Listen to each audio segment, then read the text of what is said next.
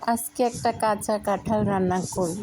Already অনেকে কাঁচা কাঁঠাল দিয়ে অনেক রেসিপি তৈরি করছে, তাই ভাবলাম আমিও একটা রেসিপি তৈরি করে ফেলি। তাই আজকে চলে আসলাম একটা কাঁচা কাঁঠালের রেসিপি নিয়ে। আর কাঁঠালটা আমাদের নিজেদের গাছের কাঁঠাল। আর এই কাঁঠালটা কাটার জন্য আমি হাতে তেল টেল মেখে বসছি, কারণ নয়তো হাতে কাঁঠালের যে আটাটা ওটা লেগে যাবে।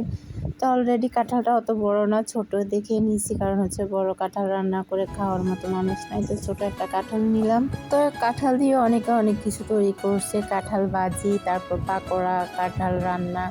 তো আমারটার কি নাম দিব সেটা জানি না, তবে কাঁঠাল রান্না করতেছি এটাই আমি কাঁঠালের সাথে কয়েকটা আলু দিব, একটু গোল গোল সাইজ করে। তো আলুর সাথে আমি আরো কিছু অ্যাড করব, সেটা কাঁঠালের বিচি দিব আলাদাভাবে কিছু, আর চিংড়ি বিচি দিব, আর চিংড়ি মাছ ভাজি দিব।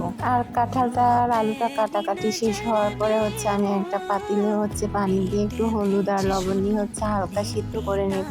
10 মিনিটের মতো আমি সিদ্ধ করব, বেশি টাইম নেব না। সিদ্ধ করার পরে পানি সরিয়ে তেল দিয়ে ওই তেলে সব কাঁঠাল আর আলুটা একটু বাদামি কালার করে ভেজে নিব। বাদামি কালারটা হয়ে আসছে অলরেডি, তো আমি সবগুলো কাঁঠাল নিয়ে নিব এখান থেকে, পাইপেন থেকে নামিয়ে নিব একটা বাটিতে। আমি আরেকটা চুলাতে সিমের বিচি আর কাঁঠালের বিচি যেগুলো ছিল এগুলো একটু হালকা ভাপ দিয়ে নিয়েছি, ওটা ভিডিওতে নিয়ে নেয়। তেল থেকে কাঁঠালটা নামানোর পরে এখানে আমি চিংড়ি মাছগুলো একটু হালকা ভেজে নিচ্ছি। আমার সব কিছু রেডি হয়ে গেছে, এখন শুধু রান্নাটা। আর এই রান্নাটা করতে বেশি টাইম নেবে না, কারণ আমি আগ থেকে সব কিছু রেডি করে নিলাম। তো চুলাতে একটা পাতিল বসিয়ে আমি সব উপকরণগুলো এক এক করে অ্যাড করে দিলাম। এতে পেঁয়াজ, কাঁচামরিচ, হলুদ, মরিচ, তারপরে রসুন বাটা, আদা বাটা, তেজপাতা, এলাচ, দারচিনি, সব কিছু, জিরের গুঁড়ো দিলাম। সব কিছু দেওয়ার সাথে সাথে আমি কাজু বাদাম বাটাটাও দিলাম। এটা দিলে আলাদা আরেকটা টেস্ট আসে, সেই জন্য কাজু বাদাম বাটাটাও দিলাম।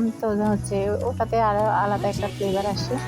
আসলে রান্নাটা করার শেষে আমার কাছে যে এত টেস্ট লাগছে, যে কাঁঠালের রেসিপি নিয়ে যে সবাই এমন করে রান্না করতেছে, আসলে খেতে অনেক ভালো কাঁঠাল রান্নাটা। আর সব কিছু ঠিকঠাকভাবে রান্নাটা যদি হয় তাহলে টেস্টটাও হয়।